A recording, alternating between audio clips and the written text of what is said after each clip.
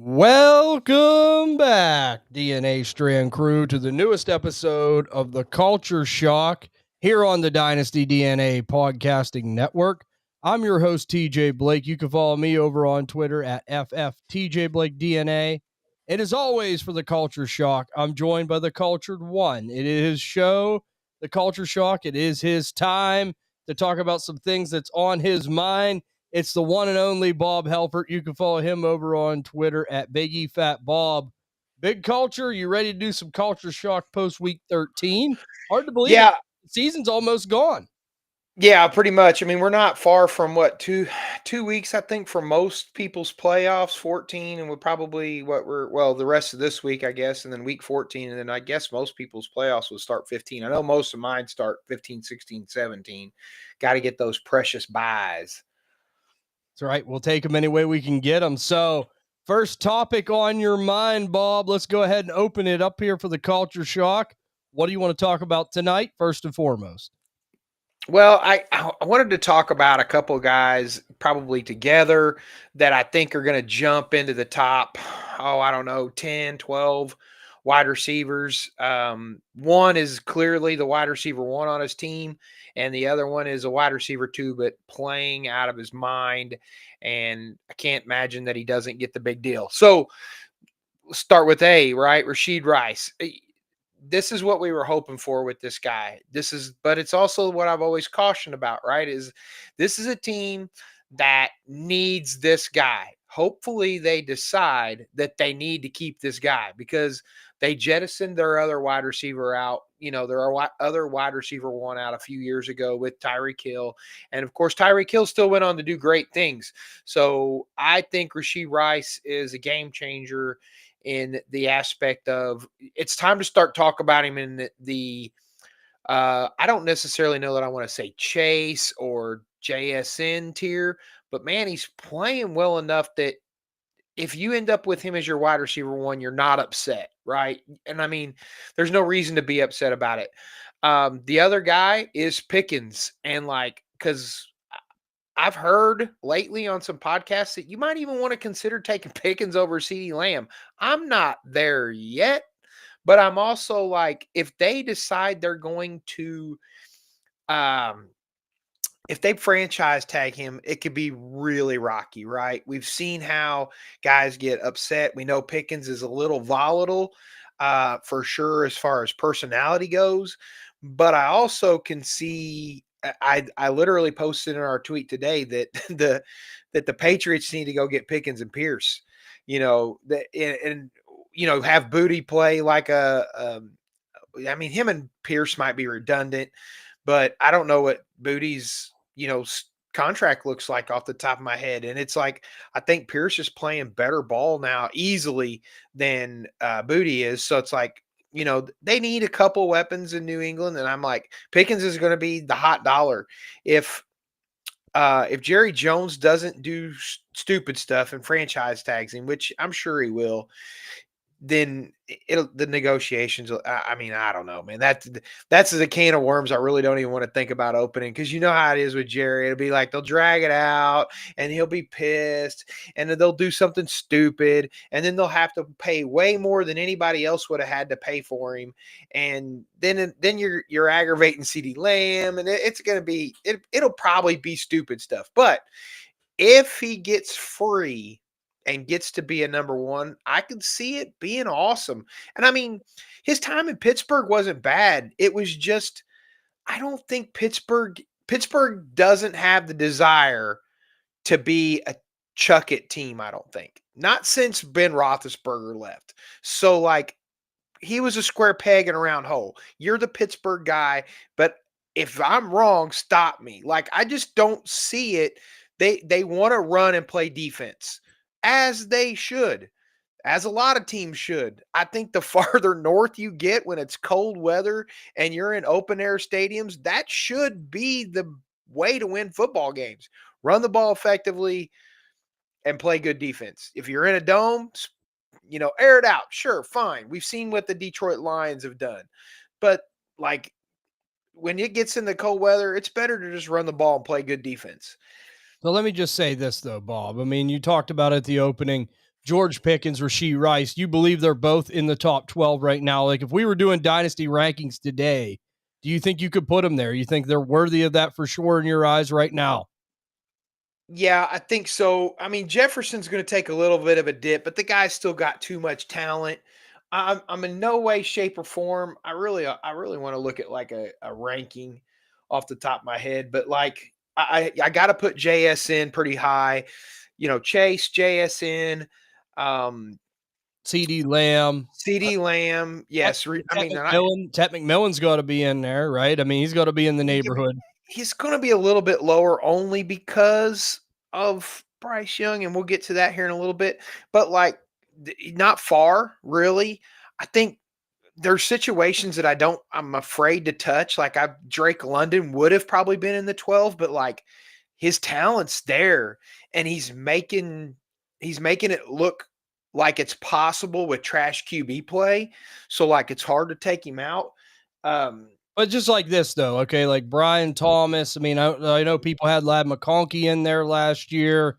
Like, I mean, there are players, that could definitely get jumped here. You mentioned Drake London. Garrett Wilson's another one with the situation he's in, right? We know he's tied with the New York Jets. So to me, like, I'm just willing right now, and it's hard to get these guys, but I'm willing to pay because they're in offenses that work. And I'm like you. I just hope they stay put where they're at. I think that is the key for both of them, no doubt.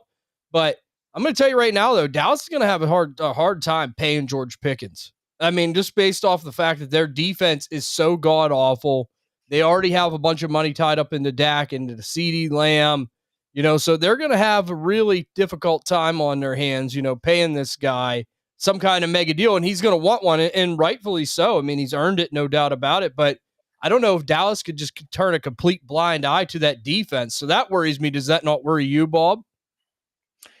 Can they turn a blind eye to the defense? Well, right now the defense is playing a lot better just by Jerry. You talked about this a couple weeks ago. Jerry Jones looks like he might have understood that Micah Parsons didn't fit their team. Right. Micah Parsons is doing pretty good with Green Bay, but like, they needed interior pass rush, and Quinnen Williams is providing that. So, and they're playing better defense because of it. I don't, you know, it, It's I know what you're saying. It's hard to give Jerry credit, but low key he might have done all right, right? I mean, yeah, I mean, Quinnen was worth. Well, I heard that he offered. Oh man, he offered something. It was like maybe he offered Micah Parsons in a first to get Quinnen Williams, which I thought, dude, I'm kind of glad you've screwed that up, because you probably made out better getting the 2 first and then trading for Quinnen at the deadline. Now, if they end up making the playoffs, he's going to look like a mad freaking genius, which I can't even fathom that really still at this point. But they're beating the right teams at the right time. They're getting hot at the right time.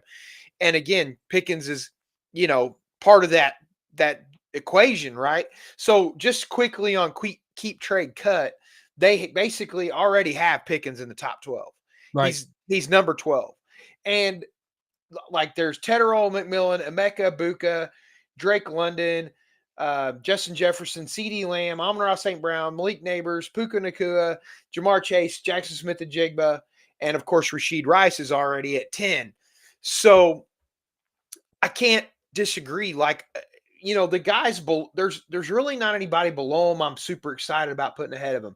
Nico Collins, that team is going to be, until they can build that offensive line back up, they're going to be a run first team and play defense. And really, maybe not even so much a run first team. It's going to be dump offs and screenplays. Nico's not going to get the time to be, develop, out there. Plus, he's getting a little older.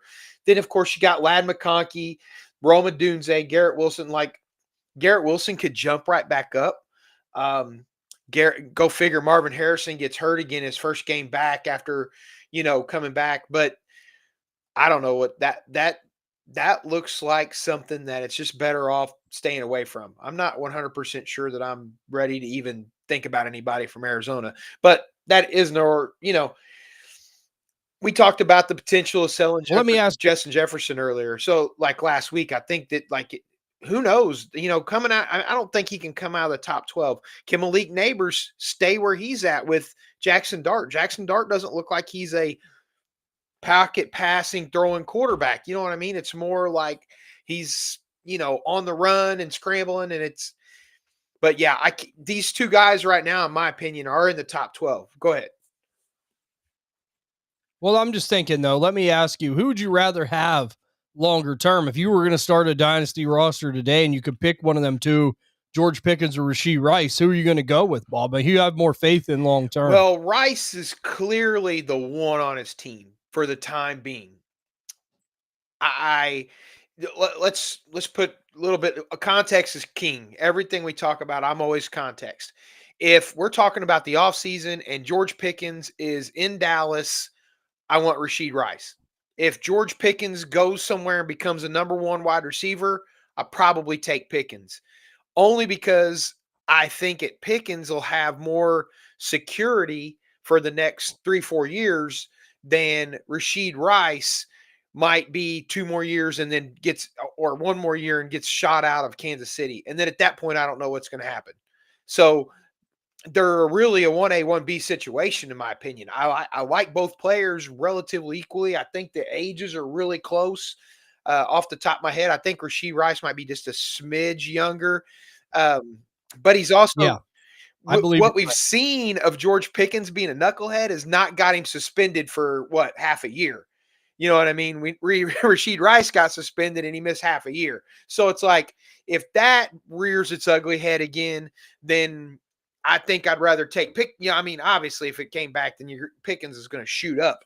But like that's where I'm at. Like if Pickens were to get another deal, becomes a number one, then or maybe he signs a long-term extension in Dallas, and then I might just be like, okay, I know I got the security.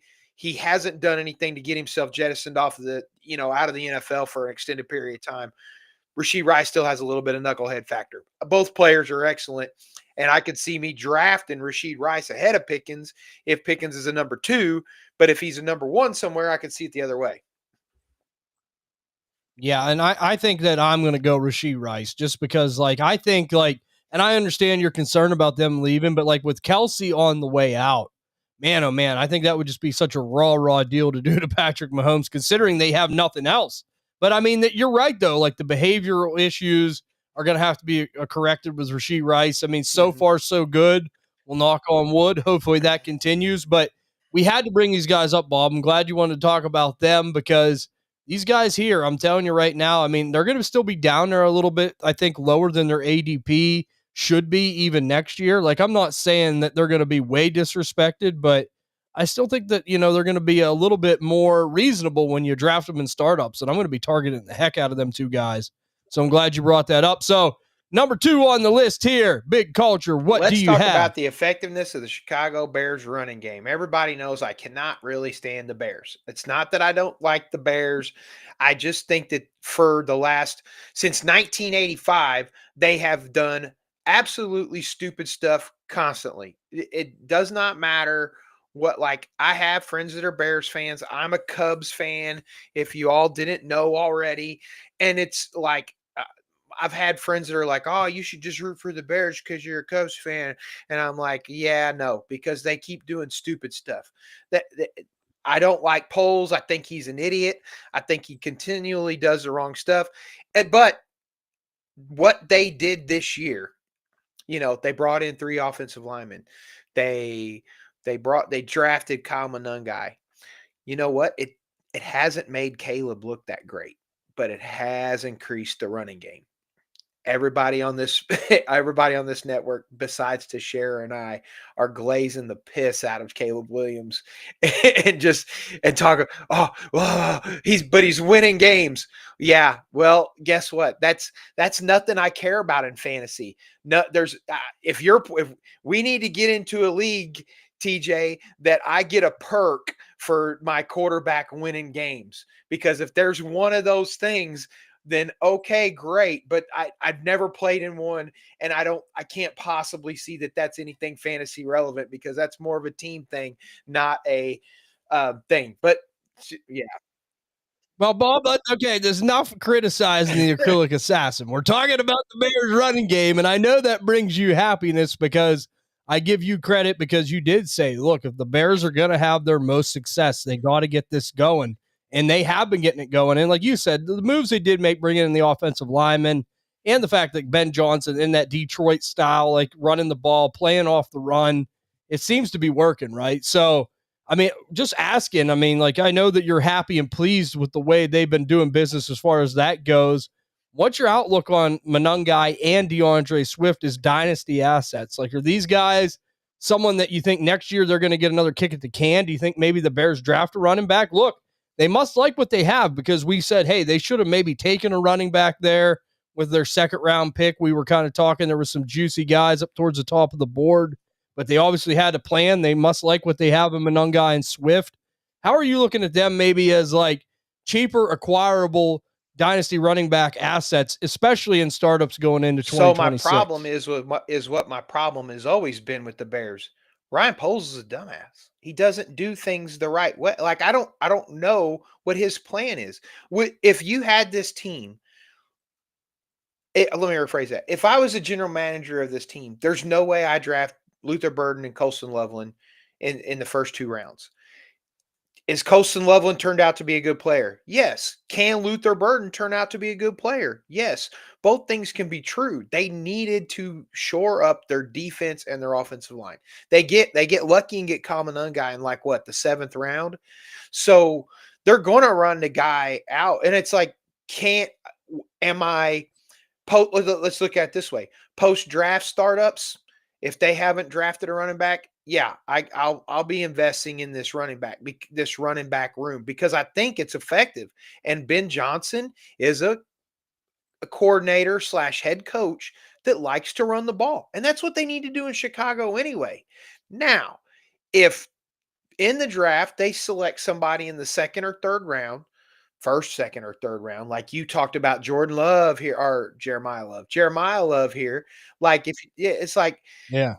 then I don't know that they're going to be who at that point. Who's the guy? We're going to start all over. We got to figure. We're like, well, who's going to get the bulk of the carries? Obviously, if they take Love in the first round or whatever, I would imagine they're going to give him the bulk of the carries. But like, I don't know. I don't know that. I don't know if Ben Johnson was the catalyst that decided to draft Jahmyr Gibbs in the first round when he was drafted, or if it was just like Campbell was like, look, he's clearly the most talented running back in this draft, and that's how I want to go. I have no idea. So, but I also know that there's no GM that I trust less than Ryan Poles to do the right thing. Well, maybe besides Cleveland, whoever the GM is in Cleveland and the Raiders. I've overspoken. So, Like they're in the bottom 5, the Chicago Bears, Ryan Poles. But yeah, but like I would at this point now, if I'm making a playoff push, I want to buy both these players. If that I was just gonna ask you that. So, like, I mean, and I know you've said it religiously, like a 26-second, you have no problem trading. And I mean, really though, let me just ask you this. I'm just gonna ask you, put you on the spot. If you had to give up a 26-second right now as a contender to get one of those Bears running backs, who would you prefer, Swift or Monangai? Monungai's got the juice. Swift has the pass catching, it seems like.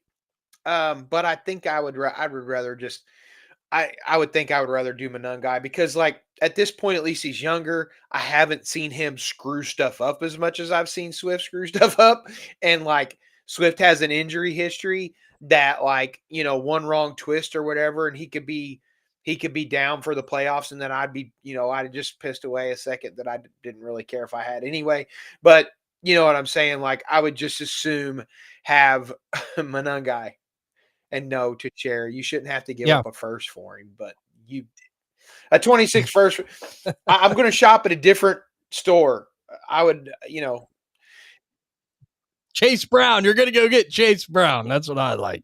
That's what you well, do. I know you, I Bob. actually I know said what that I you're. like Derrick Henry, but like Chase Brown's not a bad deal either. And it's like apparently Joe Burrow loves to throw the ball to him on the, on the outside the hashes. So yeah, yeah, Chase Brown's a good running back.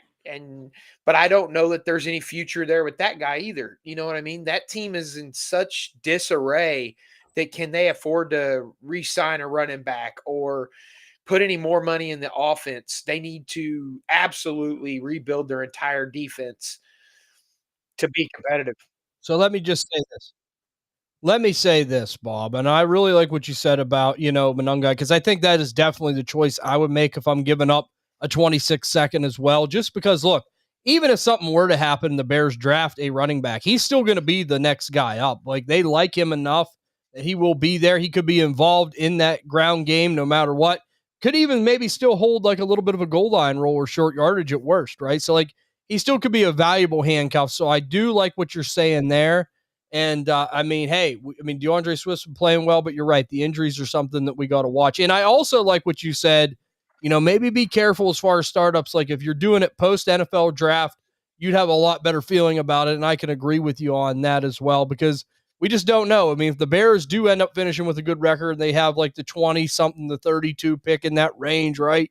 They could easily draft a running back more as a Don't luxury ever type pick. insinuate the So, Bears winning the Super Bowl again, TJ. That's just ridiculous. hey, they're the number There's one seed in there's the too NFC. much glaze Well, going on there. Way too much glaze.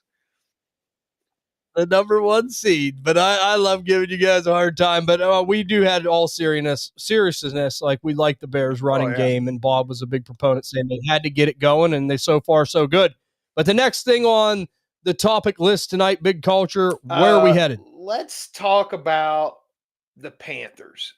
So I mentioned, and I thought I was going to eat my words, that at one point I thought Bryce Young could be the quarterback of this team going forward. And he had some stinkers. There ain't no lie. It's like they listened to the podcast and decided that they needed to roll Rico out like ain't nobody's business and just let Bryce Young be terrible. But since then, also, he's had a couple of good games. He's a yo-yo. But I think that this team is being built properly. But what they what they need to do is what I just said. They need to run the ball and play good defense. And hopefully Bryce Young can be a when they need him quarterback, if that makes sense. He's not going to be a truck. You know what I'm saying? He's not going to haul the team through to success. He's not going to be a QB1 in probably any year of his NFL career. He may be a I don't know, let's say 14 to 18 every year in and out quarterback. As long as like we're so hypersensitive to just jettison QBs off, right? Because the team's not winning, so on and so forth. Like we gotta fix this. I mean, one of the QBs we're going to talk about here in a little bit, Cam Ward. Like I've already heard people talking about like if they get the 1-on-1 pick, they should draft another quarterback. Like why? Like, is it going to be any better for that QB than it is for Cam Ward right now? No, because what you've done is plug the hole with another plug that you're not plugging the hole. Like you're just, I don't even know the best analogy. It's like, it'd be like, hey, my car engine won't start because I haven't put any oil in it. Let's go ahead and put another engine in it and not put any oil in it either. Like you're not doing the team any justice by continuing to just revolve quarterbacks, with the first round pick. You need to trade back or you need to just take the best player available that's a non-QB. And trust me, this class is not going to have a great QB come out anyway. Is what it is. But that's a different topic for not the Patriots or the Panthers. So the Panthers, like Tetero McMillan, Jalen Coker, like maybe they have a tandem. Xavier Legette, maybe they have a third guy. Maybe all these guys just needed a little bit of time. And Bryce Young obviously needs protection. He's an anomaly guy. He's not very big. He's not very tall. He needs to be protected, and they need to have a running game. If this team loses Dowdle, whoever they take, we've talked about this before, whoever they get to replace Dowdle is going to be important to this team. Chuba Hubbard had a good game today. Does that make him the new, hotness? Maybe not. What if they draft a Monungai type in the 7th round? Obviously, they got a bruiser and they got a Monungai or a Hubbard that's a pass catcher plus. Like I'm not gonna.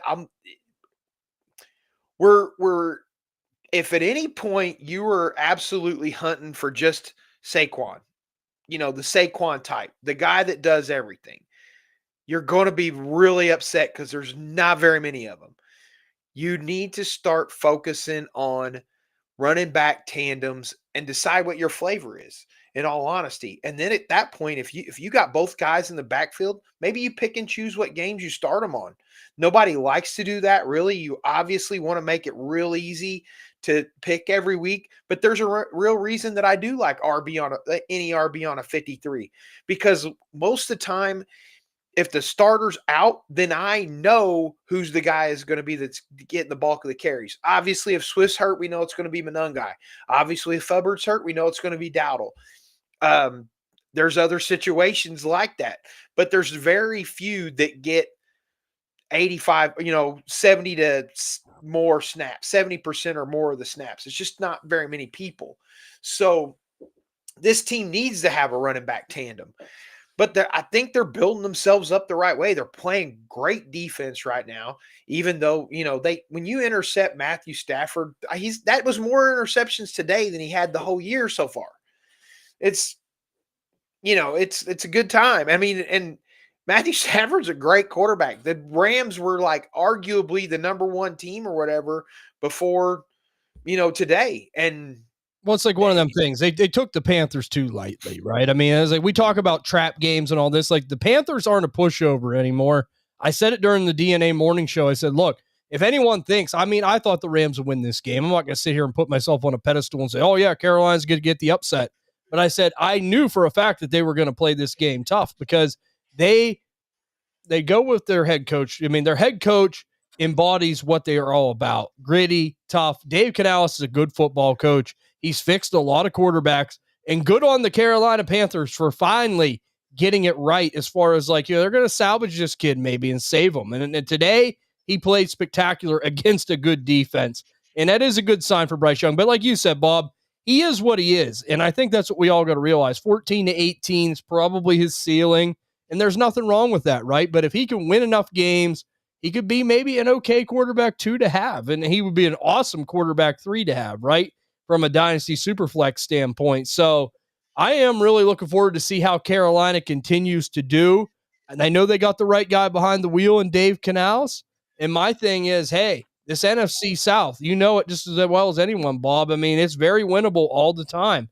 Can they sustain more consistency? More, if they can do that, maybe they can win this thing a couple years out of 5 or, maybe 3 out of 5 if they can sustain more consistency, because the Saints are bad. The Falcons are bad, and the Tampa Bay Buccaneers are your only real serious, legitimate threat there, to maybe take the division from you. So, I mean, I like what I see, Big Culture. I am in Carolina. I mean, it's just nice to see bad teams start to do it the right way, right?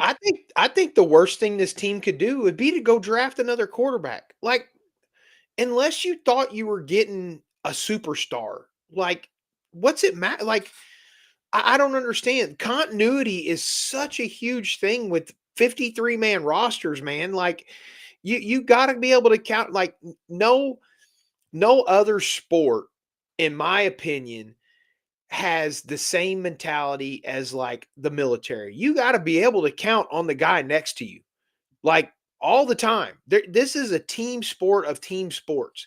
If the offensive line doesn't block, then the quarterback doesn't have time to throw. If the quarterback doesn't have time to throw, the wide receiver ain't got time to get open. If the RB is not pass protecting, then the QB. I mean, it's like every little piece on every. It's amazing that we see as many plays be successful in the passing game as there are, in my opinion, because like it is a very detailed, intricate sport. And like we take a lot of it for granted. It is what it is. And it's like, but like I think throwing a new guy into this situation would be stupid. But yeah, I agree with you. But liking what we see out of Carolina right now. And if you do have Bryce Young, hey, you got a quarterback 2 at best, and you probably have one of the best quarterback 3 options you could ever want. Because if he wins enough games, I know what you're saying, Bob. I know people are kind of craving for that, but I just don't think if they win this division and they start playing more competitive, that Dave Canales is going to take a gamble like that, right? I mean, hey, like you said, if they find the right guy, maybe, but I just don't think it's going to happen. And this year they're winning enough games, they'll be, lower in the draft order. So unless they do something real crazy, they'll probably won't be able to reach for anybody anyhow. So that's always a plus. So that's always a plus. What do we have next on the list here, Big Culture? Well, let's stick with the quarterback theme. Jordan Love, I don't understand. I don't understand. Were we getting a top 10 dynasty asset when we drafted him, or were we getting a clone of like we got it's there's beginning to be this pool of quarterbacks that I don't trust on a weekly basis, but I don't mind having them on my fantasy teams, if that makes sense. Like, let's talk about Caleb Williams, Jordan Love, Bryce Young, Bo Nix, Justin Herbert? You put Justin Herbert in that category? getting real close. TJ's getting real close. And Jared Goff, my God, like, it's like there's just, and I mean, these guys are not bad. They're very capable NFL quarterbacks. But my God, Josh Allen is getting him and Justin Herbert are on the teeter. They're on the totter. That's like, no, don't drop us into the pool of, mystery quarterbacks. But like, are you serious? Like, I don't know what to. I bet on him to get 240 yards today. And it's the Pittsburgh Steelers. I'm like, certainly the game will be competitive enough where he'll have to at least throw 240 yards. I don't think I'm asking that much out of Josh Allen. No, he sucked. And it is what it is. That's irregardless. Josh Allen's still probably QB1 or whatever. But like, there's the swell of middle tier quarterbacks is getting too large for my liking. And Jordan Love is maybe at the top of that swell, where Bryce Young may be at the bottom of that swell. But like, I don't know what to expect. And it's like, is it because they don't have a wide receiver one? Christian Watson's trying his best, but like, you want to talk about volatile? I'll never know if he's going to finish a game half the time, but then like when Tucker Kraft got hurt, at least somebody stepped up to be like, look, I want to be the target hog. But like, are they going to, what's going to happen when that comes back? Or is Jaden Reed going to be gone? Is Dontavian Wicks the answer? No, it's unless the question is who's still got bad hands and got lucky one game, Dontavian Wicks.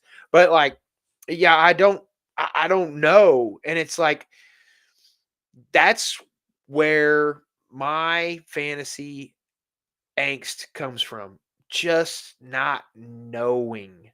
I prefer to know. And Jordan Love is not one guy that I can look at it and go, yeah, this should be a blow-up game. Because what, they lose against Cleveland, they lose against Carolina, or did they lose against Carolina? They might have. I know they did lose against Cleveland. They tied. They tie somebody too. It was like real ugly. But let me just say this while you're looking into that, as far as what they did. Like, here's my thing though, Bob, and I agree with what you said about these middle tier type quarterbacks. But like, I think what we're seeing is we're seeing teams really rely on the running game. Like, I mean, a lot of the guys you mentioned, like, that's what they want to do with Jared Goff with the Lions, Jordan Love with the Packers. Like, a lot of these guys want to have good running games. A lot of these teams want to have good running games there behind them. And I think that that's a big thing, right? I mean, I think that they want to try to be more balanced.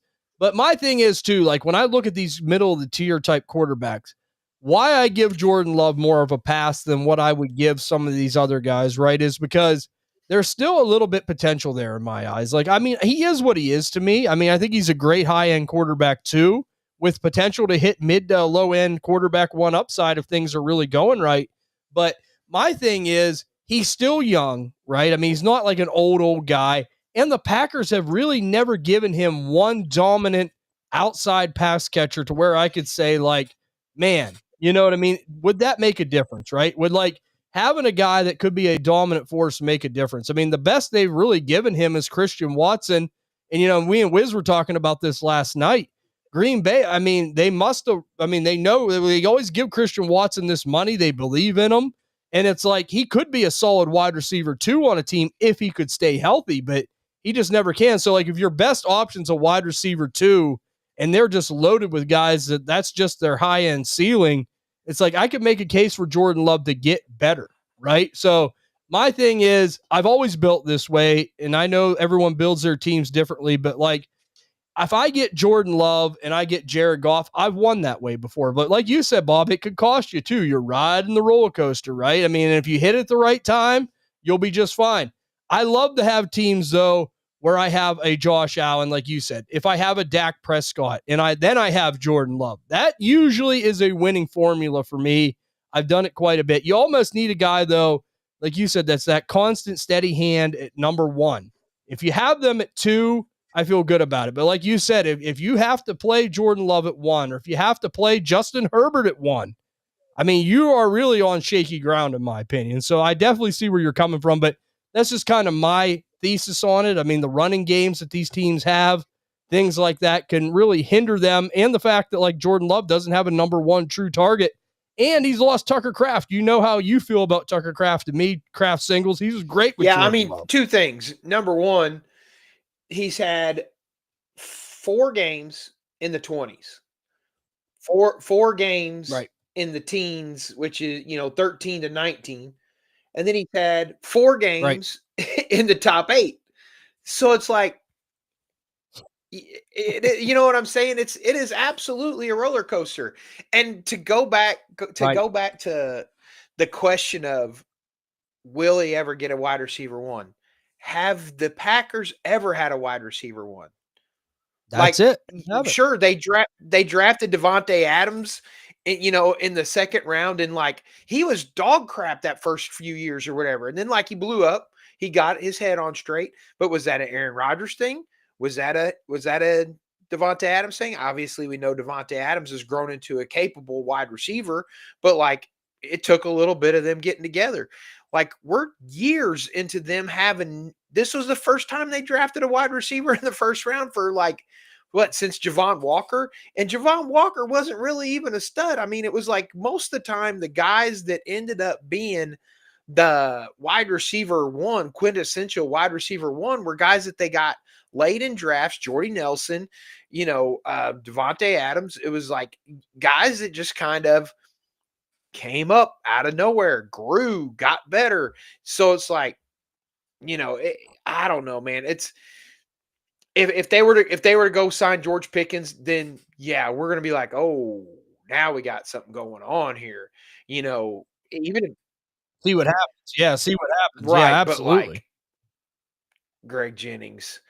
Yeah, but Greg Jennings was even low tier fruit, right? Like he wasn't a early draft pick, but yeah. And Teixeira's all like, yeah, during Toyota-thon, Jordan Love goes off. It's the later part of the year. They're going to get, right. The thing is like Green Bay plays better at home because it's colder and all get out. And there's a lot of teams that don't play very good in the cold. We're going to see. But of course, the big test is the Chicago Bears next week. Ooh. That's right. At the frozen tundra. And I mean, Jordan Love's probably going to have to put that team on his back, because I can't imagine that Josh Jacobs is going to be able to run with the 2 horses that are the Kyle guy, DeAndre Swift. Like, it's going to be a lot of running game, and it's how it should be in the cold weather. Let me just say that. The Dynasty DNA group chat. I mean, you guys, you want to talk about serious glaze, you're going to have the TJ Bull, the acrylic assassin, and Jordan Love going toe to toe. I mean, how much better does it get than that? I'll be like this. I'll be like this. I'll be cheering when they each score. I'll be in there talking in the Dynasty DNA group chat. Gotta love the acrylic assassin. No nickname is more slanderous and like pump up, like, ooh, he's an assassin, but it's because he paints his nails. Yay! That's the acrylic assassin, Lord. Absolutely. But I love it. So got to get some NFC North stuff in here today. A lot of good things going on up there. And Bob, the last one of the show, what do you have? Cam Ward survive? It is I know you're well, worried about this. I was I would have been, you if like we talked about how we're going to have an award show, like my best call outs, my worst call outs or whatever. I'd said that at one point that I would probably take Cam Ward over Ashton Genty because I didn't believe Genty was going to be successful in Vegas. Well, I'm surefire right about that, but Cam Ward's not far from crap show as it is. Like both of them had really fell into an absolute turd sandwich, and it is not looking good for Cam Ward. He's like we were talking about he's had 2 games above 20, 3 games above 20. I mean, if you count, well, yeah, 3 games above 20. Last week was a good game. This week, not so much. That team needs an absolute overhaul. If they're dumb enough to select another quarterback in the next 2 years, then they get what they deserve. I think Cam Ward can be really good on another team, but they need to have something there. Like this is a team that you know in all honesty, he threw the ball really well to players that weren't Shamir DK and who was the other one? Alec Amanor. Like both of them guys kind of sucked this week. Everybody else that was pretty decent as far as catch ratio, right? Whatever you want to call it. Like the amount of targets they caught most of the balls that got thrown their way. But it's the fact that somebody thought Calvin Ridley was going to be able to garner all these targets and be feasible, and I don't know, man. It is an absolute cesspool in Nashville right now as far as their football team goes, and Cam Ward just happens to be the shining turd in the bowl. You know what I mean? It's just like I think that he could be good. I really do, but there is no worse situation right now than what he's dealing with. And I love how you opened it. Can he survive? Right. That is the big question. Can he survive? Because I'm like you. I mean, look, there's natural God given ability and talent there with the rushing. He does have the arm strength, right? He can do some of the things, but like, this is so hard on a kid like him to have him out there trying to develop in a situation like this. There are no development. It's just try to save your life, really. That's what it's down to. And, I was making fun and poking fun at the Tennessee Titans for signing Dan Moore. The guy's terrible. Like, if you're that desperate for a left tackle, I mean, just get someone off the street and see what happens. You might as well not give them millions of dollars because it's going to be the same result, right? So I'm like you, Bob. They have so many holes. Like, I mean, really, if they get this number one pick, and I think you can agree with me, they would be very wise. But I don't know if anyone would want to come up. Like, they would be very wise to trade it. But I just don't know if anyone would even want to come up in this draft to come get it, right? There's always a team that wants a quarterback. Maybe try to take advantage of that if you're Tennessee, get more picks. They need to sign the right free agents, and whatever they do permanently at the head coaching position, like they have to try to do what Chicago did, right? Get Ben Johnson. They knew that was their guy. Zero in, have a plan, get someone like that because, like you said, these teams don't have plans. Jacksonville is an okay team, and they just steamrolled through Tennessee like a knife through butter today.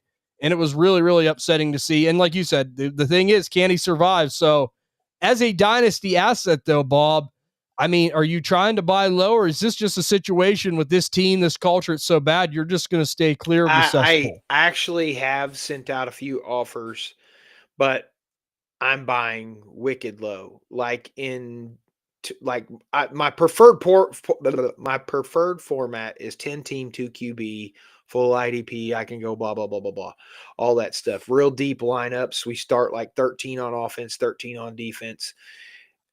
And I offered at one point I offered Garrett Wilson and a couple of later picks for Cam Ward and Jacoby Brissett.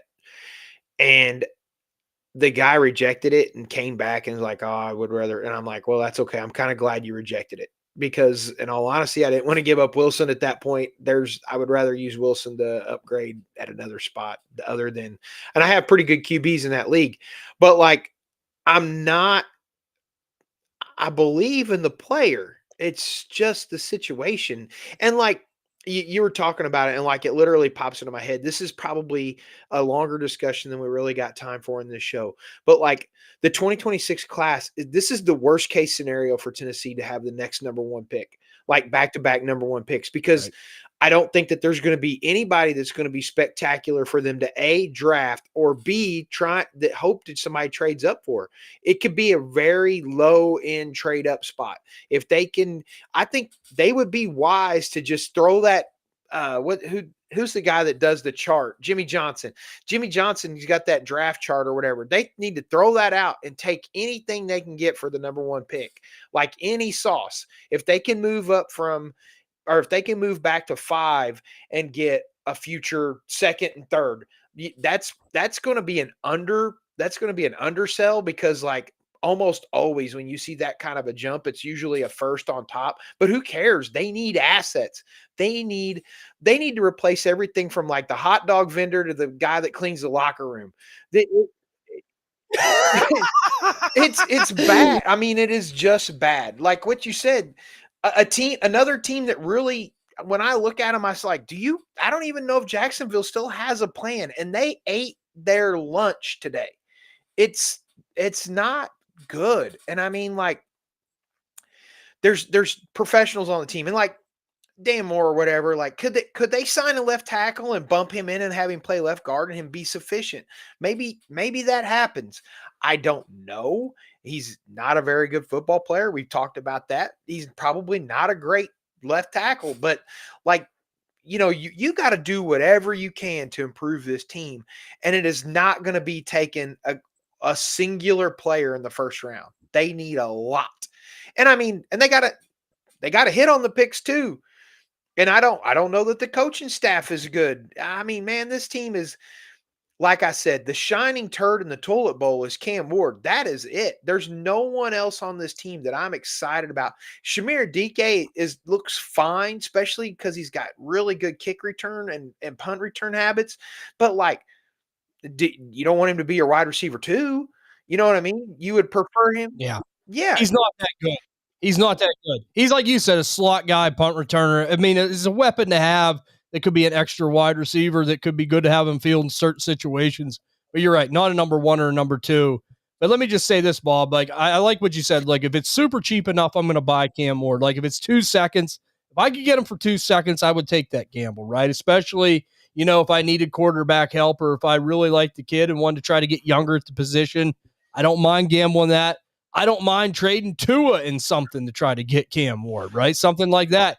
JJ McCarthy, even at this point, like, I think that there's still a little bit more talent there with Cam Ward. If you could maybe pull off something like that, Michael Penix, I doubt anyone wants him, but if I could jettison him off for Cam Ward in some kind of deal, I'm going to do that. So glad we brought him up. It is a terrible situation. And the last thing I will say is I like what you said about take what you can get, because I'm like you. If I could go to 4 or 5, it's a very similar draft from 1 to 10 in my eyes. If I could get to 4 or 5 and just get a second and a third back, I mean, you're right. They need help. They need different positions. I know it seems cheap, but sometimes you just got to do what you got to do. It makes the most sense. I'm with you there, Bob. So what a great episode. As always, Bob always has some good insights for us. Glad to have him with us here for the evening, wrapping up week 13. Next week, the last culture shock before the Dynasty playoffs. Can't believe I'm saying that. Getting closer to the 2026 offseason. Guys, we got all kinds of great stuff lined up for you here at the Dynasty DNA Podcasting Network for 2026. Hope to have you in the offseason. We're going to be breaking down the 2026 rookie class, free agency, different things we do to the division breakdowns, mock drafts. We'll be doing it all. It's going to be a lot of fun. We got the best guys in the business. So happy to have the team that I have. If you are enjoying the content on Spotify, Apple Pod, Stitcher, Amazon, all the big podcasting platforms, and you haven't yet, please follow and 5-star the show. It really helps, and we greatly appreciate that. If you are watching the Culture Shock live on YouTube or you're checking out the video later and you haven't yet, please subscribe, like. That all helps as well. We'd love to have you over here. Follow us on Twitter at DynastyDNA_. I know I speak for the cultured one when I say we hope you guys have a great, great rest of your week ahead of you. Enjoy it. Good luck in what's remaining in your week 13 matchups. And we will see you all on the next episode of The Culture Shock.